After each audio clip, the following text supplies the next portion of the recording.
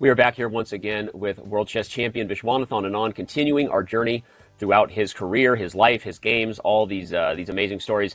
Vishy, the next game up is your battle in the finals match from the 2000 FIDE Knockout World Championship against Alexei Shirov. Notice I didn't say who won yet for the fans who are going to watch this video and don't know what happened at the end of this game. But before we get into that, tell me a little bit, what is it like to play a knockout world championship? Obviously, you've played multiple matches for the world championship title at this point, but a knockout is a very different experience, right? And knowing you made it to the finals to play Shirov, what was that emotional roller coaster like? What is preparation like in a knockout, and how do you keep yourself attuned in a super grueling format like that can be almost a month long?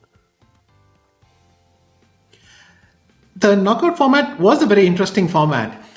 Some of us went into it with some degree of skepticism.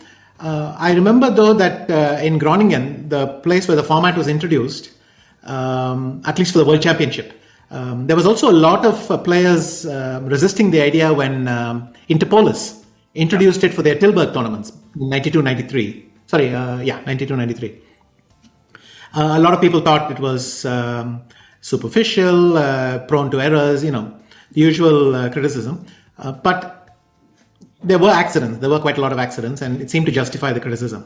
Then when Kirzan Illuminov introduced it for the World Championship, a lot of the same objections came up. You're going to have 2-game matches, people will be conservative, and then you go to tie breaks and more tie breaks, and everything gets more random. So the same criticism crops up over and over again. When I went to play in it, I went there with some degree of fatalism. And I think that's not a bad attitude to have for these knockout tournaments. Yeah. Which is just to say that I'll go there and let's see what happens. Because when you play every 2 days, you have only one white, one black. If you lose the first game, chances to come back in the second are very low because we are still playing 2 classical games. So your opponent is going to be that much more conservative. And quite a lot of players just made 1-1 draws and went straight to the tiebreaks because they couldn't take it. It's interesting now that nowadays we are back to this format, but instead of classical, rapid, and then blitz, we just go to rapid and blitz like the Global Chess Championship, and that seems to work very, very well. So The format is accepted in parts. A lot of us were seeded into the second round, and the only thing interesting was to see how many of my colleagues departed on the first day. I remember Ivanchuk lost very early. Topolov lost early, so all the accidents happen, and the ones like me who survived just thought there, but for the grace of God, there go I. It's funny you call it accidents, but I think like you said, the knockout formats tend to be super exciting, right? We know that. Magnus has been a big proponent of that. You talked about the Global Championship. This format here is ultimately kind of what would morph into what is now the FIDE World Cup in many ways, right? And so the knockouts themselves, as compared to the traditional match, certainly provide more accidents, right? But they obviously, I think, keep fans on their toes because you don't know if the best players are still going to be standing. But you fared well in these. Let's dive into this game because I don't want to tell everybody what happened. They probably know what happened. But let's dive in and start with the big questions that matter. Is the French any good? Is the French any good at the top levels of chess? This is your chance, really. It's a very good and a very bad opening. It's good at certain moments. And this year and recently, I would say it's done pretty well. Black has won a lot of games. It's got a lot of strength in it. But in 2000, the French was very, very unlucky. And anybody who played the French was very unlucky for the reasons I will explain in the game. Okay. I feel like you didn't, there's kind of a meme that I make fun of the French. And so you're saying it's both very good and very bad. Kind of leaves me hanging. But okay, this was a mainline French winnower with knight to, no, not a winnower. It was a classical with knight f6 after knight c3, e5, knight fd7, and then knight ce2. Right. This is all pretty mainline stuff where white is preparing to hold the center with the big dark square pawn chain here. You can stop me whenever. I'm just kind of getting the basics out of the way. And now you played h4. This upper castle. I think we can. I won't repeat myself, but I think it's worth dwelling on a position if you go back 3-4 moves. Let's say after move, just go to move 5. Okay. And we'll start there. Okay. So I just play knight ce2. Black plays c5. Yep. It was kind of desperation because the mainline Winawer, I don't remember how it was doing in the year 2000, but the mainline Steinitz. And I saw this game by accident and I thought, there we go, another accident. But anyway, I thought, that's a nice system and it changes the dynamics a bit. Instead of being stuck in some position, maybe this one is more to my style and I get a few chances to play a game. Very spontaneous, but nonetheless it worked. The justification for knight ce2 is that I'm going to defend my wall with all my might. So knight ce2, c3, and f4. And that way this pawn chain of d4 and e5, I'm going to hold on to it at all costs. Yeah. Even if black plays c takes d4 and f takes e5, I will keep that wall. And that is white's big advantage in this. Black's advantage is clearly development and trying to punch holes all over the place. So sometimes black includes b5 as well and tries to undermine the base of that pawn chain even further. But I stumbled on it. And now here's the funny bit. I stumbled on this opening. I played it against Shirov in Leon in advanced chess, which is when you can use computer assistance. Okay. And I beat him in a very nice game in June.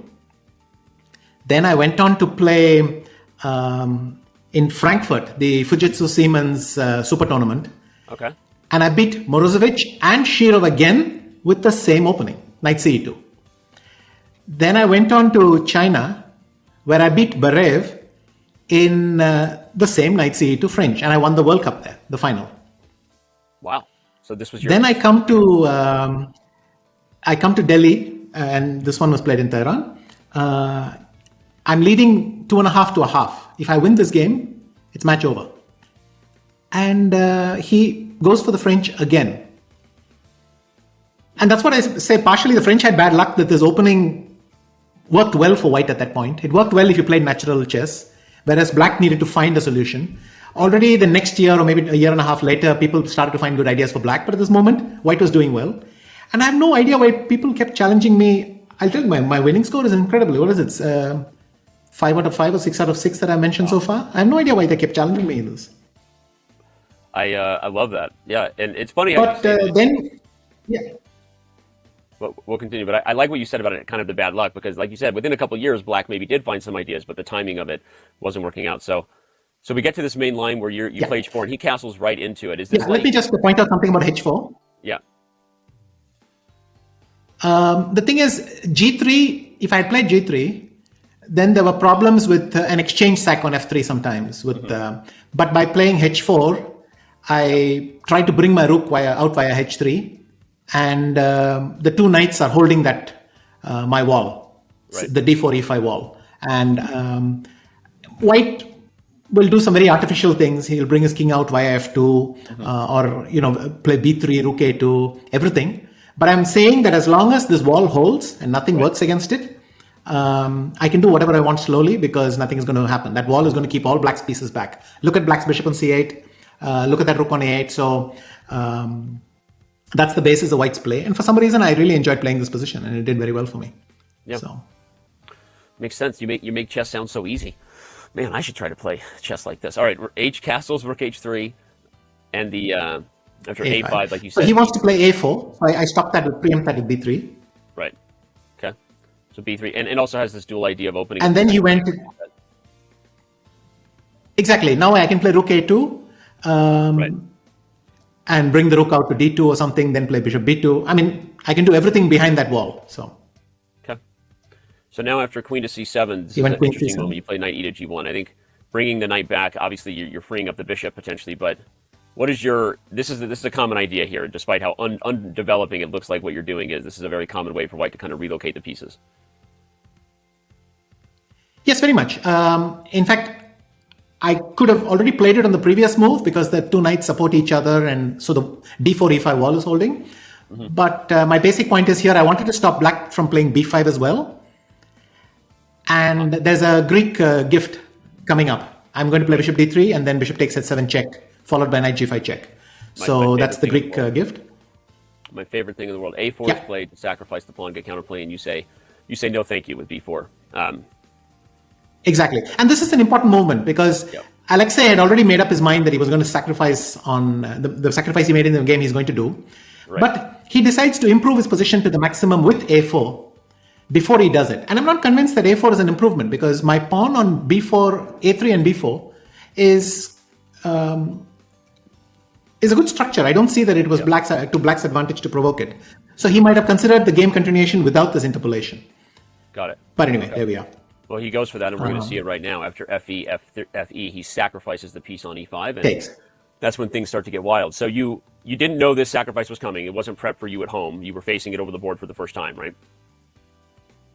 Very much. I had no reason to expect the French. Of course, his openings are bouncing. He was in a desperate situation in the match, but still, I had not predicted the French. And this sacrifice, I guess, when he played A4, I knew it had to be it. But before that, I could see that Black was running out of ideas, and some sort of sacrifice would be forthcoming. It's interesting you say that you knew with A4 would be enough. Partly, if I'm translating that, it's because once Black allows the queen side to be locked up like this, there's literally no other play on the board other than some sort of destructive breakthrough in the center, right? Even at a sacrifice, because anything else... Exactly. He could play C4, but then he's shutting his entire counterplay down. Though he stops bishop D3, but it's quite a high price to play because now I play rook A2, G4, rook G2, and continue my attack. Okay, very nice. So A4, B4, here comes the sacrifice. You're facing it for the first time, but you're not worried here. Knight takes... Yes, and there are a couple of important decisions here. I think knight takes E5 was a principle.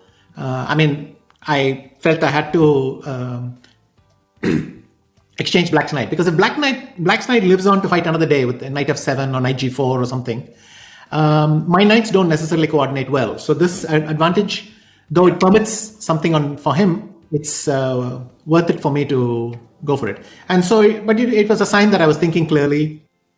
So knight takes E5. And when you say you were thinking clearly, it was the principal thing is, obviously you highlighted the knights would sort of be stepping on each other's toes if you kept both pairs on. But what did you evaluate about this attack? That, you obviously saw this idea of bishop takes H4 coming to sort of overload the rook, but you had evaluated that Black just didn't have enough already. You felt confident? When he sacked the piece, your first thing is, oh boy, here it comes. And you look and you try to evaluate and you think, well, I still have this under control. Yeah. That continued to be my impression. My general way of thinking is, so far I don't see that I'm wrong, but let's keep going. Okay. Queen E2, bishop takes H4. So Queen E2, and he gets this nice check. Yeah. But I just ignore it and I give him a third pawn with King D1. And he should have, instead of bishop H4 check, he could have gone back to C7. And just try to play E5 and get some compensation here. I cannot develop knight to F3 very easily because he goes C takes B4 and he's threatening this Queen C3 check. Right. Okay. So I believe Queen C7 would have been a better move for him than what he did. I might have played Rook F3 anyway or some move like Bishop D2 just to consolidate a bit. Yeah. I give that pawn and run with my King to D1. So he goes for the H pawn again, just tactics. So that was better for him. You can't take because of this, just the basic idea which forced Vishy to play King D1. And now the Queen retreats and you start developing. So already it's even more pointed because now that bishop on H4 is trapped. So now Alexei is in this unfortunate situation where he has to keep throwing firewood in the fire because he can't stop. And by now it was looking very bad for him. I mean, well, I'm just saying, what is it like to face a player like Alexei? You've mentioned throwing fire on it. He literally has the book Fire on Board, right? Alexei Shirov, known for being an aggressive player. So, when you face a piece sack, you know he's bringing the house, he's bringing the fire on board. What would be your advice for the nerves of players when you play someone who just has a super aggressive style like that? What is your mindset in terms of how you kind of keep yourself present and focused and not letting nerves play a part in how your opponent is attacking? Probably the best way to go about it is to believe in your judgment because there's no point. I mean, if you can't depend on your own judgment, what can you depend on? But and my evaluation of this position is I am better.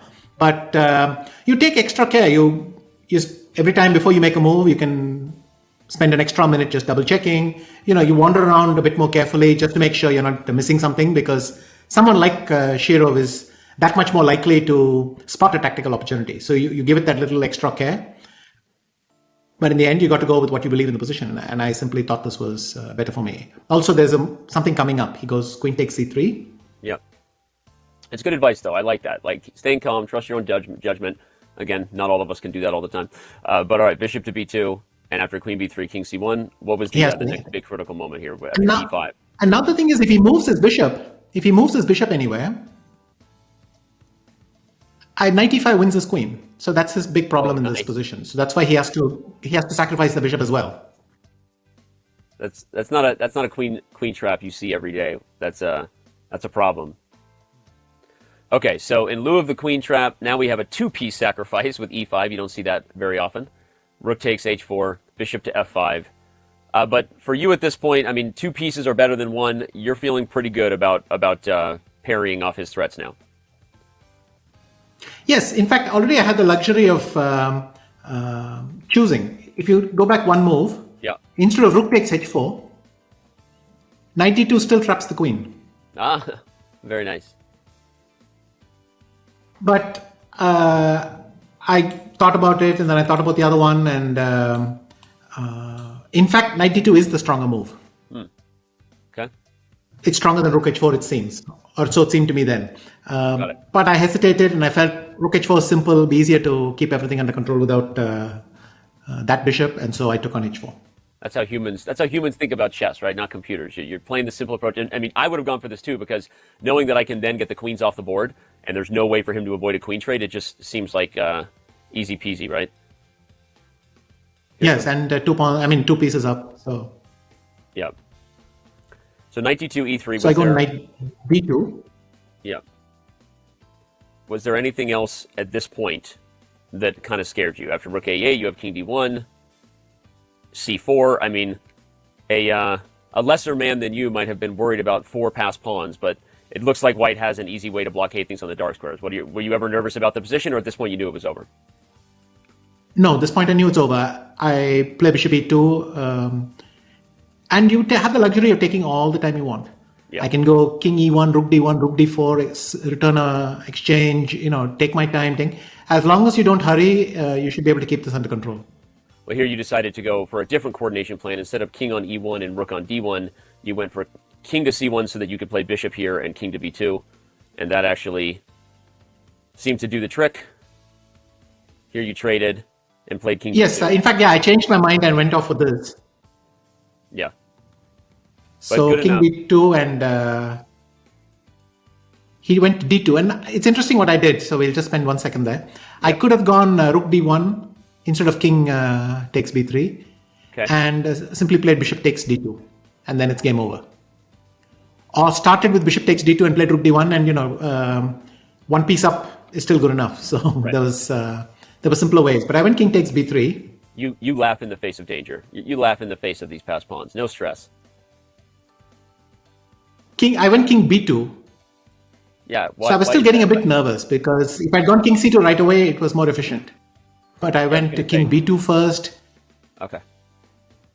I think the problem is sometimes you get into this frame of mind where you want to do things perfectly. Yeah. And usually you do things very far from perfectly. So it's better not to overdo it and just get the job over with. So here, perfect is the enemy of good, isn't that right? Yeah, that's it. Perfect is the enemy of efficiency, or I don't know what it is, but all right. King b2 instead. You end up getting what you need, though. Eventually, the king makes its way. King d3. And here you go. Bishop e5 is a nice And move. Here the only thing, but he went rook c1. Yeah. And simply I have rook h1. This is a funny final. There were some moments where I know, but there were some positions like after gf3, bishop takes g3, where several times in my head, the pawns would end up 3 in a row in the second rank, and I wouldn't be able to stop them, like ants crawling in. And I had 1 or 2 panic attacks, but then I would count everything and count the moves and realize, no, that's not possible. Yeah. And then I had it a couple of times. Just nerves, I guess, and no big deal. But he took on g2. And the only thing here is, again, I spent a few minutes because it was move 41, which was a good thing, because knight d4 is a blunder. He goes d1 queen. Oh. Rook d1. And rook d2 check. No, rook d2 check. No, the other way, without the rook exchange. Ah, very nice. And takes, and now in fact black is winning, because my bishop has stopped defending my rook. So knight h4 was very important, because that connection would be maintained. Man, you have me nervous in this finish, and this wasn't even my game. You definitely found a way to end well, that's the thing. The game has been in the bag for about 10, 12 moves, but things can still go wrong. So this was the hardest bit in a way, knowing that it's in the bag and just not wanting to blow it. So That was nice. Oh man. Well, as you said, it was in the bag. 9H4, kind of a funny final position to win your first ever FIDE Knockout World Championship title. But before we move on, I do want to go back actually because you quickly mentioned earlier that probably the biggest moment in the game was here, where instead of bishop takes h4, black could have played queen to c7. And as you said, this is probably a better way to keep some compensation alive. And it's funny because the analysis that we prepared for the game actually shows that the way modern computers evaluate this position is that black is actually doing fine here, maybe even better. Black actually has lots of compensation here. So maybe just talk a little bit about that, because you've obviously lived through all of these eras where computers didn't exist. Then they started influencing how you guys thought about chess, and then you have generations of players who are born thinking this way, right? And what would be your thought in preparing a position like this in modern day chess if an engine said, "Hey, black is actually doing well here"? Oh, that's annoying. I'm glad. I mean, Queen C7 bothered me during the game because I thought. So I'm glad my judgment holds up, but I still I still evaluated it as must be better for white. Is just a question of getting one or two details right. So it's annoying to think that if black is better, it would spoil my story a bit. Having said that, it was a different era. For the joy of the conversation about how computers and the way we evaluate some of these positions has changed. Not to annoy you, but. Sure, but it does annoy you because they take all your beautiful games and they just pester you with the stuff. But anyway, not you, them. But anyway, it is good because then I would have to reevaluate the whole story from a modern perspective. If Queen C7 is good, then something, either this B3, B4 plan or knight takes E5 and Queen E2, there is some refinement and there is something to learn. What can I say? In 2000, I would have still argued with the computer. Yeah. I would still have thought, no, wait, you could be wrong, I could be right, and I'm going to argue with you. I think that bravado has been beaten out of us for quite some time. There's no chess player who argues with the computer anymore. But I think still in 2000, I would have said, no, wait a minute, I don't agree with you. I'm going to check this on my own. Well, I'll say, for the record, I, for one, agree with you. And I miss the bravado of being able to argue with the engines. But let's move back to the positive. So the game ends, you win it in amazing fashion, and now you've won, you've won your first World Championship title, right? Regardless of the feelings about the knockout versus the traditional match. You know, the chess world had just, there was the split that had happened previously with the different entities. So what was it like for you? Let's just focus on the positive. You win this event, you're going home to Chennai. How did it feel to win your first World Championship title? I was ecstatic. I'd finished the match three days ahead of schedule or 4 days ahead of schedule. And Tehran in 2000 was not Vegas, It's not like there were 100 exciting things I could do, but still we had a good time. The Indian community hosted some dinners for us. We got to meet a lot of people. We got to relax, and you got to relax with this wonderful sensation that you had done a good job. Yeah. You had achieved what you had set out to achieve, and that was very nice. I also felt this relief because it was my third attempt. I played Gary in 95, Anatoly in 98. And I felt that, finally I hung in there till the end and I finished the job and I can sign off on this. Also, it was one of my best performances ever. What I did in that knockout is quite impressive, if I may say so myself. I only needed one tiebreak against Halifman, which, as these events go, happened on my birthday. And he basically had me. Just like he had me 2 years earlier, he had me again. He had a one rook ending and it was the second game and that's it. If I lost, I could pack my bags and leave. And by a miracle, he mixed up his moves. We drew that game. I won the tiebreak and then I survived. And for those who don't, but barring that one accident, the reigning knockout world champion because he won in Vegas the year earlier. So sorry, go ahead. Yeah. So you defeated the current knockout world champion in that match. Yes, but if you left that one out, Tony Miles was pointing out that my performance was basically something close to a 29-50 performance or something like that, because I won every single match in the main classical games. I beat Adams 1 game out of 4. I beat everyone else 1 game out of 2. And I beat Alexei 3 games out of 4. So as a performance, it is very, very impressive. Leaving aside that we could have eternal conversations about the format. My performance in that whole event had been spectacular, and I was feeling very happy with myself. That's an amazing story and a job well done. And what was it like when you returned home to Chennai? It was unbelievable. I returned to Delhi because that's where I'd flown from. And I had one day in Delhi. I was driven around in a car in the Indian Institute of Technology in Delhi. There was a big function held by my sponsor then, NIIT, there. I met the President of India. I was given a private reception. And then I flew to Chennai, where there was a crowd of several thousand waiting at the airport. They had hired buses and everything to meet me there. I was carrying like 12 garlands around. Then I had a function organized by the Chief Minister of Tamil Nadu. They honored me, a lot of gifts. And then it was a week and a half of this, just one celebration after another. And you just have the feeling of being carried along because it's too much. But of course, you treasure these moments. And I was very grateful that people felt that way and that it was seen as a big Indian success. So, felt very good. Maybe in hindsight, you were doing things you didn't even know you were doing then, planting the seeds for what would be inspiring another generation to come, right? Obviously, we know where India sits now. So incredible to hear stories like that, knowing what has happened over the last 2 decades with the future, and can I even call them rising stars anymore from India? Maybe just future world champions is the best way to say it. So incredible stuff, Vishy. It's amazing.